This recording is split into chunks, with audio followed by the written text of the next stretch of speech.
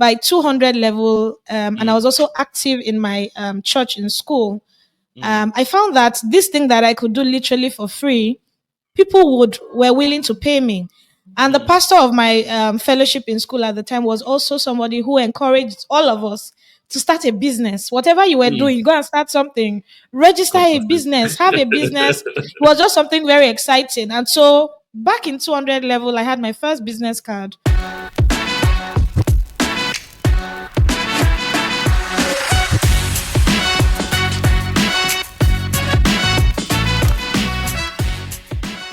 Good morning, good afternoon, and good evening, viewers, depending on where you're watching us from. It's another exciting episode of The Adventures, and my name is Kunle Olufemi, your host. It's my pleasure to have you on this very episode of The Adventures. As you know, on The Adventures, we seek to bring you the stories of courage and vision behind the brands and the organizations that you see and interact with every day.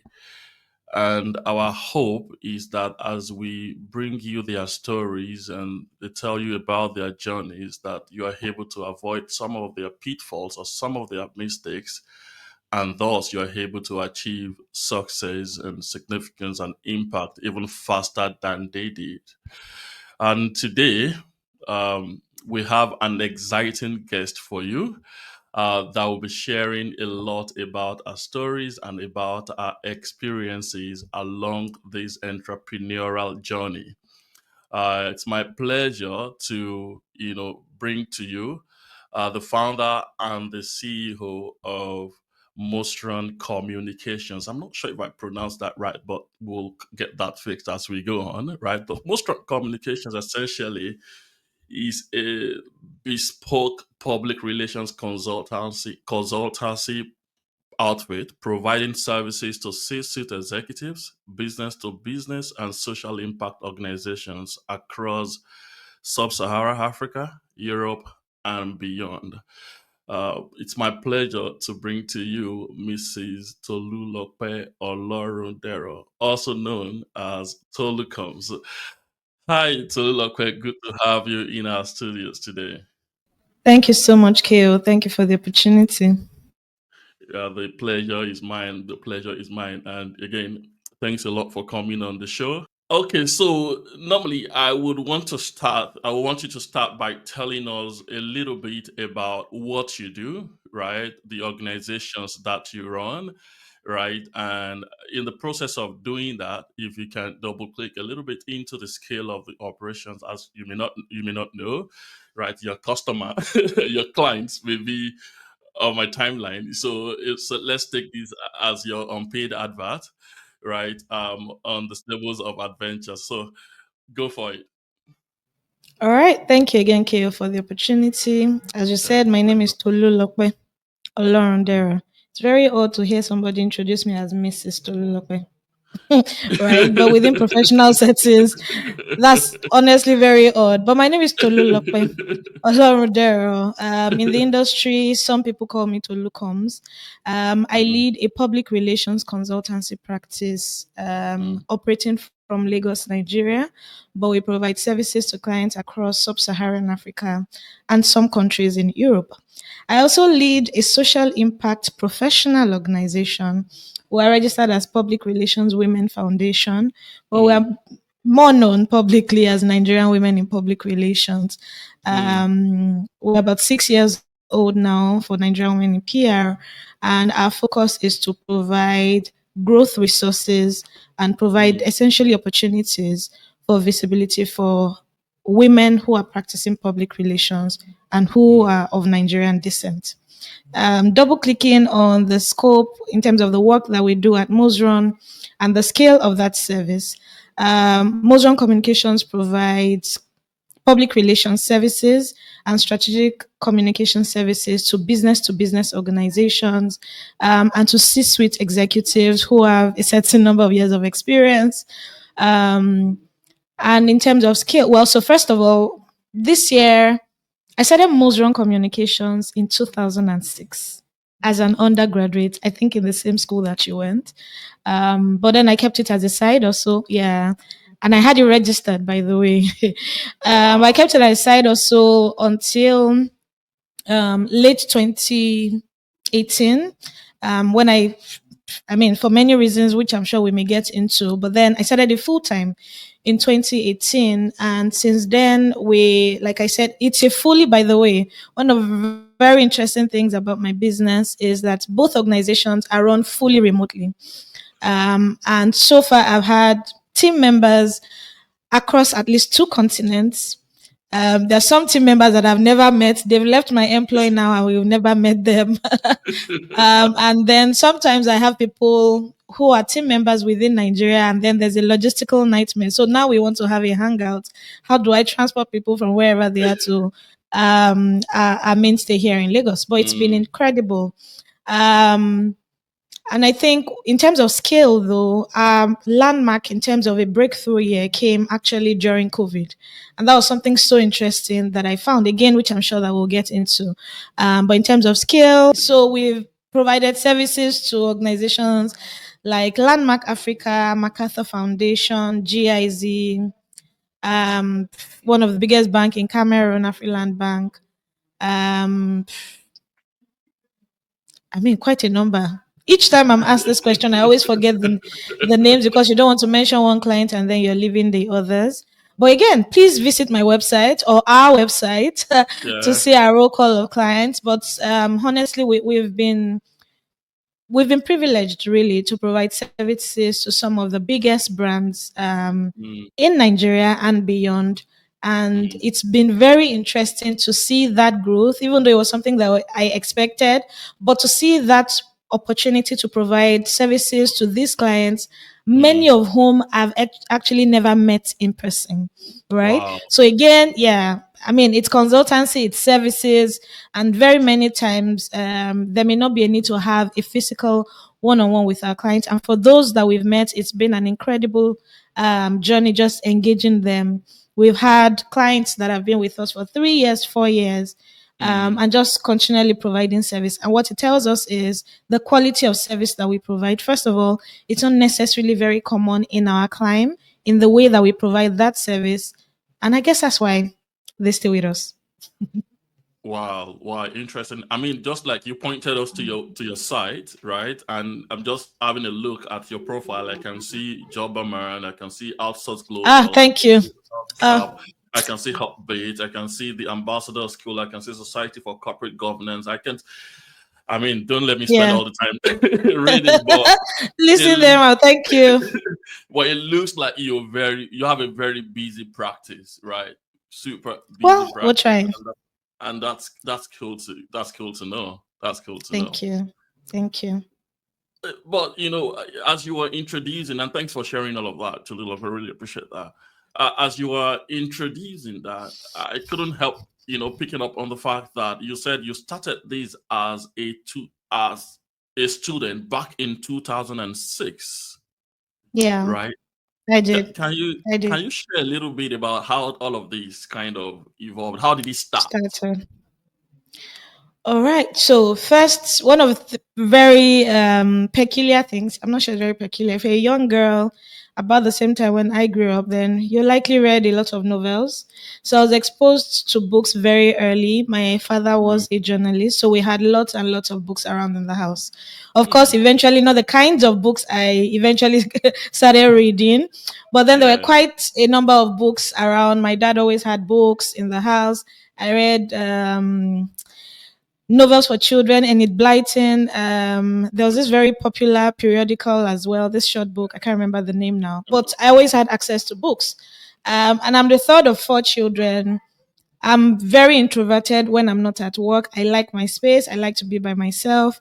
And I love to read novels more than watch films because my imagination is very active. Right. So I can I can build all the castles. I can picture the things I read in a book much better than if I were watching it in a film. So that gave me first of all, it introduced me to the world of good writing.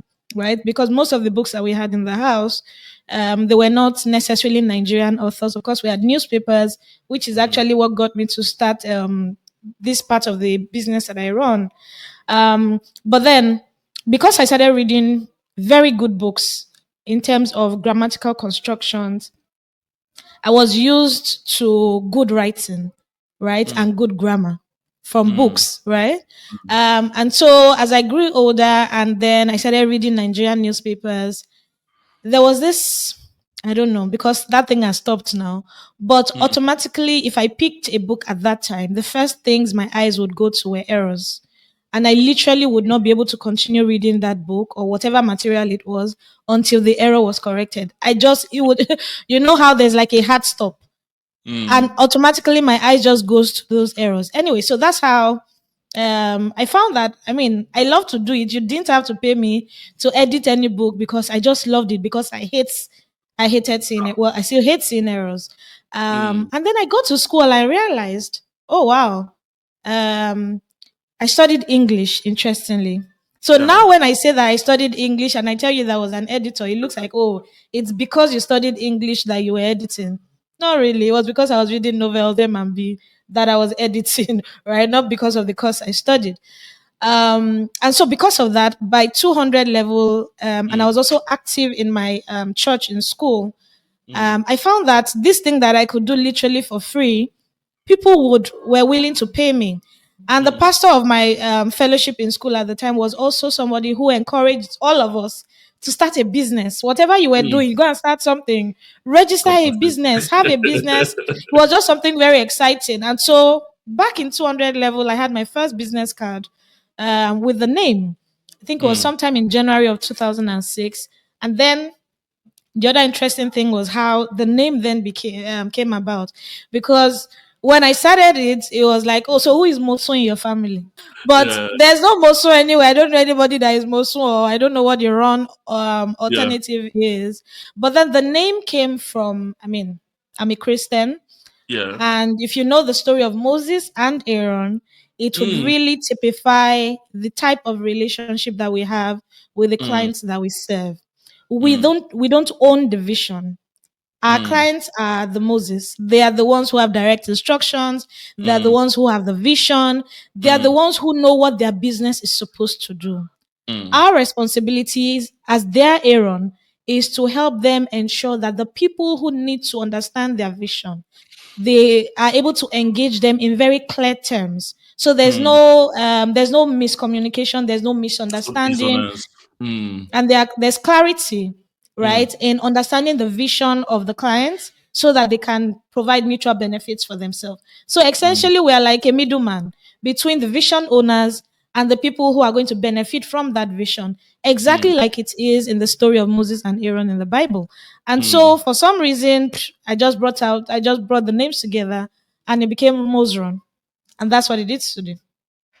Unbelievable. I mean, most of the times, on a few occasions, I get to ask people what is the thinking behind the name of the organization. Like, how did you come by this name? And people share thoughts and all of that. I hardly do because maybe it's not a biggie for me. But today, I was looking at this. And I noted it down somewhere. I said, I'm going to ask you, what is Mostron? Is it that you are Motorai or something, or is it that I thought maybe you just knock some name to the normal practice is you basically just knock some names together and you take some from here from and then you bring them together and you're like this is it, right? So I was thinking that is so I said I will ask you. So it's quite instructive to see that okay, it's Moses and Aaron and mm, so you are their Aaron. They have the vision, they have what they want to do. You are their mouthpiece to help them bring that to communicate that so that there is no dissonance between what they have in mind and what is communicated. Absolutely, absolutely. I know And it was quite profound for me, really, in getting that name. I don't know if it was however way the name came, because yeah, it's not so much in the combination of the names, but in terms of what those names represent, right? Because mm, that's essentially what the business is, mm, right? The responsibilities owned by each person who carried that name in the Bible and what they Mm. were doing. What we now always remind ourselves is that we should make sure that when the visionary is not around, we don't lead the people astray or try to move clients around. We try to stay on course, but Yeah. ultimately, it's really that you have the vision. We really just help you amplify it and polish it so that the people who can benefit from you really get the message that you want to pass across. Got the message. Thank you. Thanks a lot for sharing that. I have a few questions I want to ask you, but something is nudging at the back of my mind because you work in a space that is not necessarily like faith based, right? You serve organizations, and people within these organizations are from all over the place, right? I wouldn't say secular because no, it's not secular, but I think it's multi faith, multi religious kind of environment is where you work. Have you heard clients or key stakeholders within clients' organization asking you, what does your name mean? And then you explain it, and they're like, oh, really? You're a Christian? And all of this is about your faith? Do we really want to work with you? Have you had that? Absolutely not. So when I started the business, one of my first employers, when I was still working full time somewhere, because I always carried Muzron all around. It was just a side hustle, but it was never quiet. And Mm. my boss said, that people think that I'm saying moron, right? That why would I say Muzron? What does Muzron mean? It doesn't have any meaning. And I remember that Mm. my rebuttal then was, what does Dangote mean? What's the meaning of Dangote? It's just Brilliant. somebody's name. Yeah. It is what you call it that it's going to be. So if I say Mm. my name is Mosron, you better learn how to pronounce Mosron.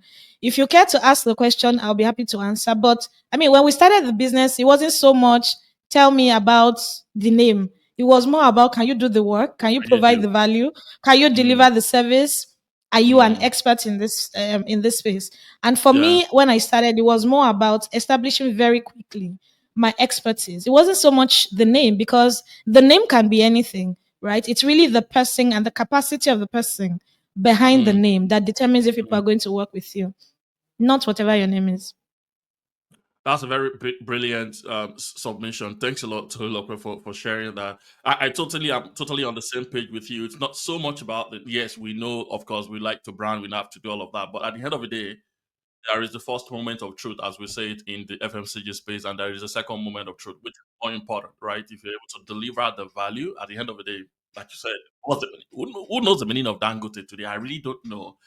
I just use the product, right? I just I use the have no service. idea. I go If to the I bus buy the station and cement, is it going to stick? That's what I'm concerned about. at the I end have of the no day, business with yeah, what his name means.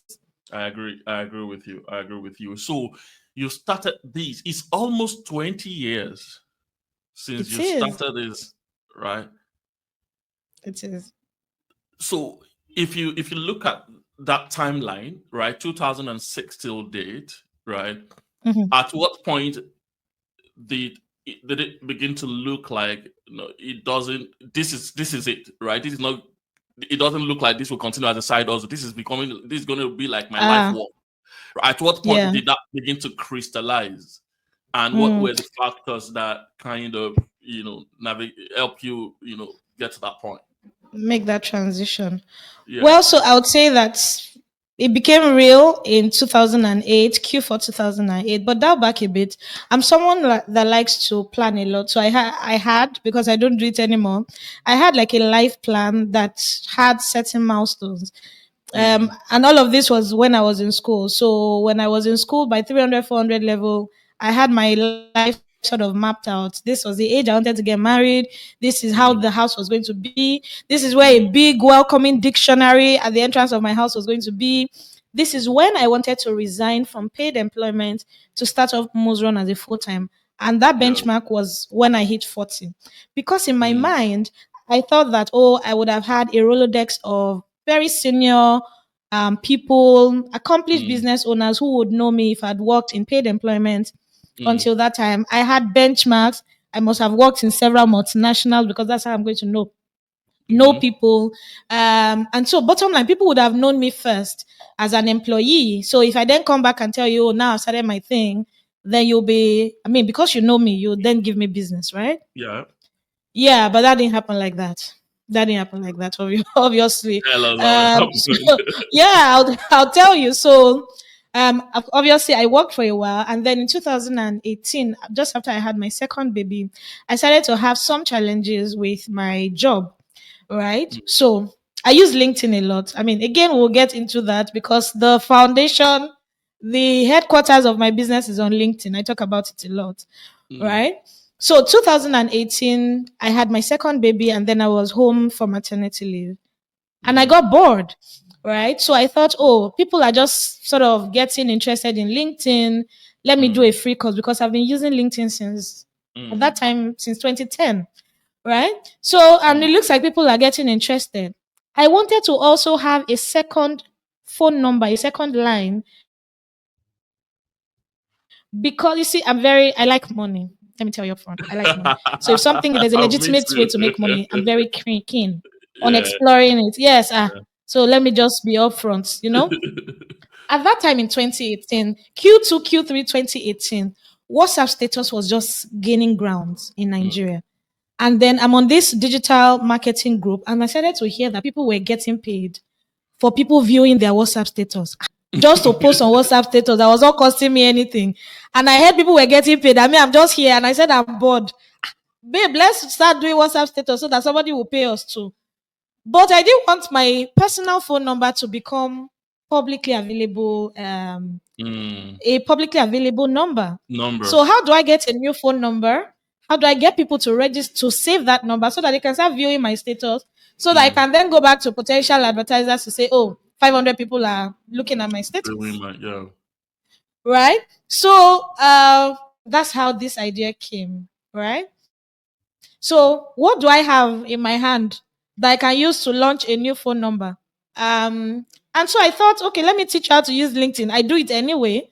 I use LinkedIn. I can teach people how to do it. Bottom line, I put out a post on my LinkedIn page that year, I think Q2 2018, and said, oh, I'm going to teach you how to use LinkedIn for free. It was going to be a WhatsApp class, right? For free. And so Mm, obviously for you to join the group that I was going to do the training in, you had to have my number. So I bought a new line, mm. right? So that I could separate my personal line from this new business Because venture I was going to start. So I used the LinkedIn training to get random people, but professionals, because the post was only on LinkedIn, to save the yeah. number.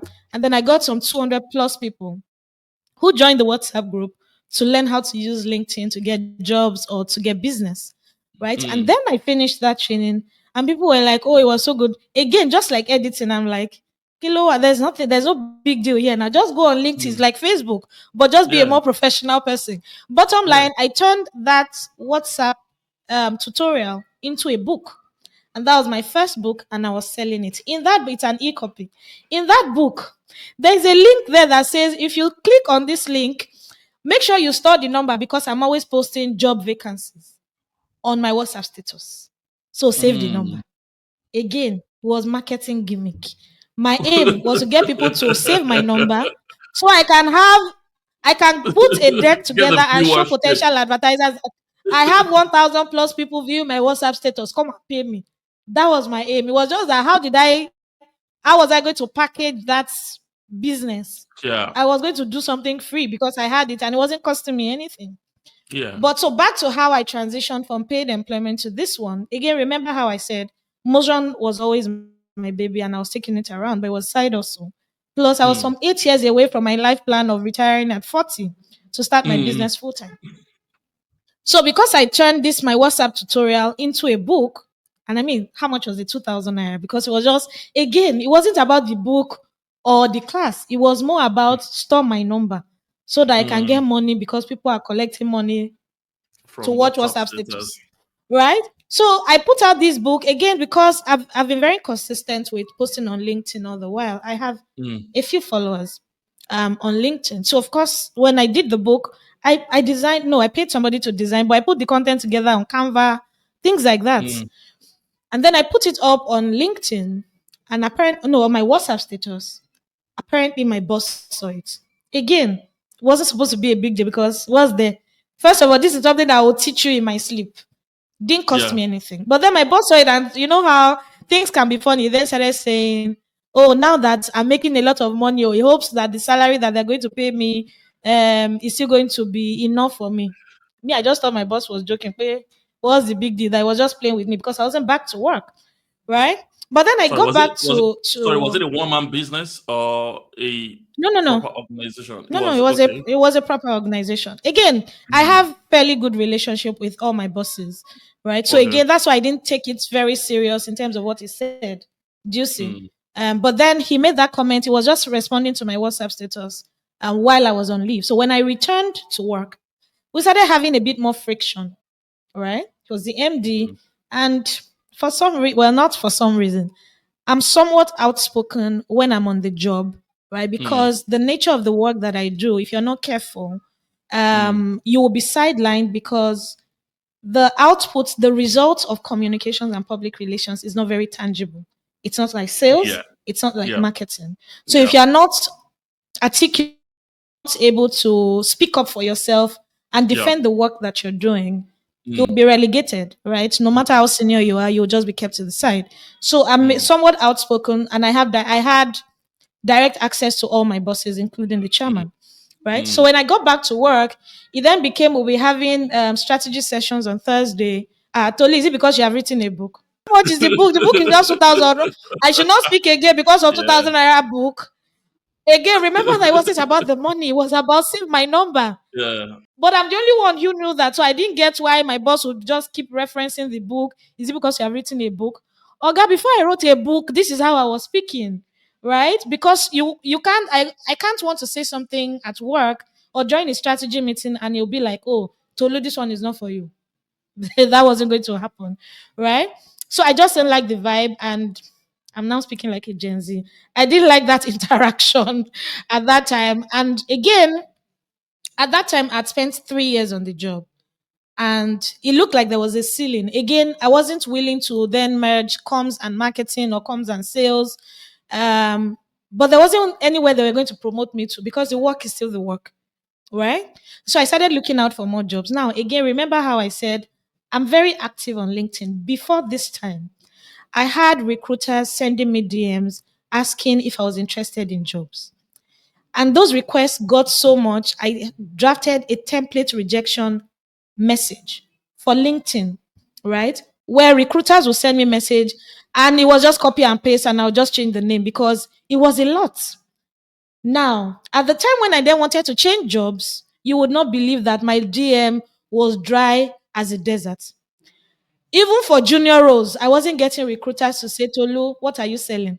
What can you do? And I'm saying that just before this time, I got so many job offers. I had to find a way to manage because again, I'm a communications person. You don't want to leave it, you don't want to close the door completely.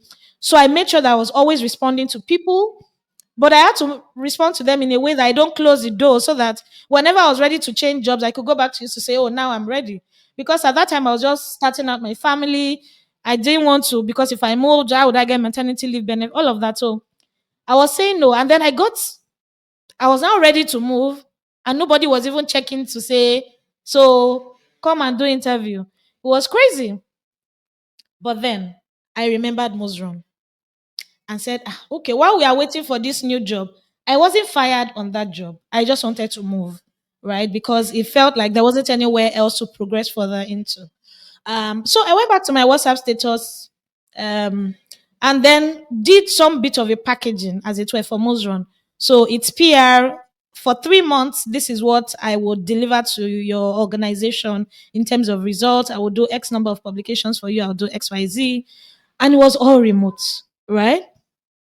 And I posted it on my status. One of our mutual friends, so this my friend, like 4 or 5 of us, right? We all went to school together. We studied the same course. We all knew what we were all doing. But for some reason, this my friend, who is the secretary and admissions officer now for ambassador schools in Northern, said, oh, in fact, their school needs this now. She's going to facilitate a meeting with me for me with their chairman. AZ, I'm available. Bottom line, I met the chairman. Now, this was me because how did I even come about the pricing?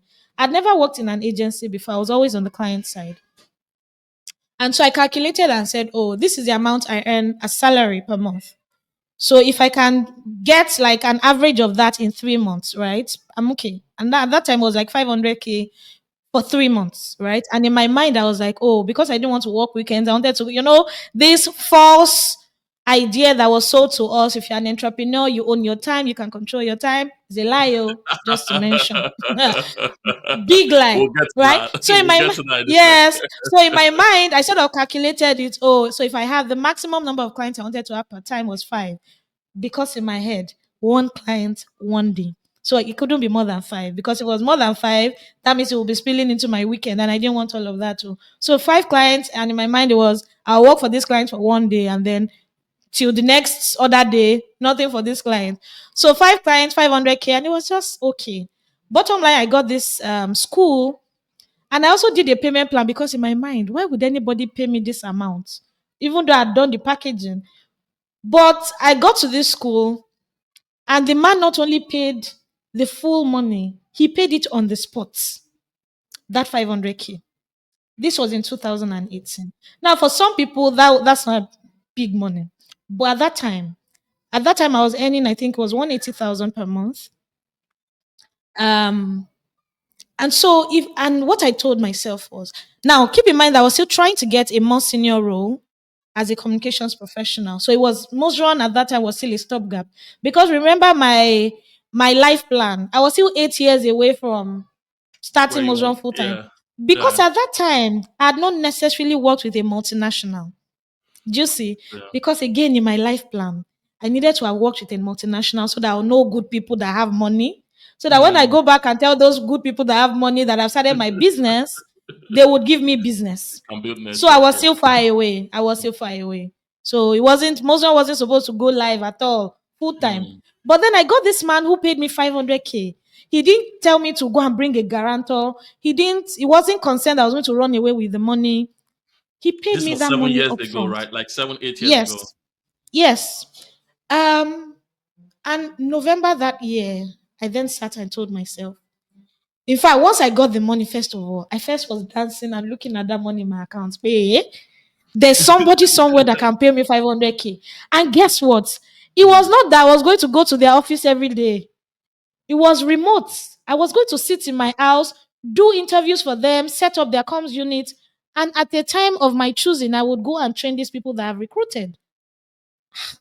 Wow. Okay. So, and what I then told myself was, if there's one person that can pay me 500K for this bouquet that I've put together, then there must be at least one other person. That means there is a set of people out there. If only I can get to them that can pay me this amount, then I can be in business. And by the end of 2018, I had closed down all my job search activities and just focused on getting business for Mosron, right?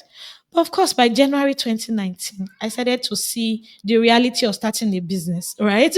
But again, maybe we'll get into it. But as that 500K started to deplete, I started asking myself existential questions. Are you sure this is for you? Because I'm someone who has always had our own money. I've done quite a number of businesses.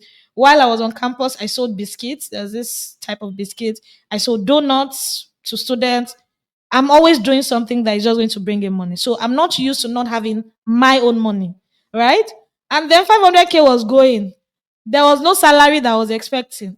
Tolu, is this something that we can cope with? Because I don't think this part is for us. So it was a lot. It was a lot. I wrote an article that's still somewhere online now. And Leading Ladies Africa published it at the time.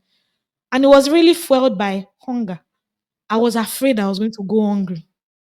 Because there was no at that time, again, remember how I said I expect what I've always known, or what we've always been told, is that you must know people to start a business, particularly service businesses, right? Because if I was selling a product, you don't necessarily need to know the founder of a product, right? If the product is good, people will mostly buy.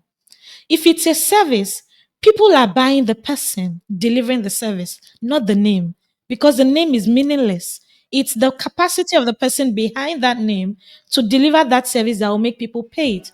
And at this time, nobody knew my father from wherever. I mean, my father was even long past. So nobody knew me. There wasn't any antecedent as such. There wasn't any agency experience. There was no big name in terms of a brand behind me. So how was I going to get people to pay for anything? And there was no money in my accounts. Hmm. Yeah, that was it was a trying moment for me. It was a trying moment, but I didn't leave it. I didn't leave it. Hey, thanks a lot for taking the time to watch the podcast. We are super thankful for you taking that time and investing the time to learn.